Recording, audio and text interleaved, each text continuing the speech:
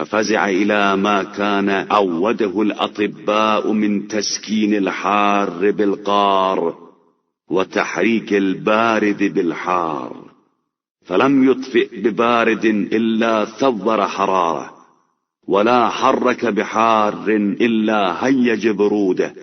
اور انہوں نے ان اسباب کی پناہ ڈھونڈنا شروع کر دی جن کا اطباء نے عادی بنا دیا تھا کہ گرم کا سرد سے علاج کریں اور سردی میں گرم دوا کی تحریک پیدا کریں، لیکن سرد دواؤں نے حرارت کو اور بھڑکا دیا اور گرم دوا نے حرکت کے بجائے برودت میں اور ہیجان پیدا کر دیا.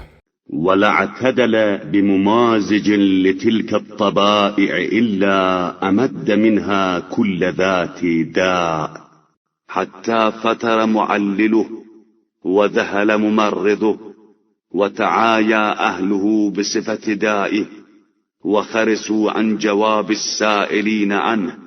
اور کسی مناسب طبیعت دوا سے اعتدال نہیں پیدا ہوا بلکہ اس نے مرض کو اور طاقت بخش دی، یہاں تک کہ تیماردار سست ہو گئے اور علاج کرنے والے غفلت برتنے لگے. گھر والے مرض کی حالت بیان کرنے سے عاجز آ گئے اور مزاج پرسی کرنے والوں کے جواب سے خاموشی اختیار کر لی. وتنازعوا دونه شجي خبر يكتمونه، فقائل يقول هو لما به، وممن لهم إياب عافيته، ومصبر لهم على فقده، يذكرهم أسى الماضين من قبله.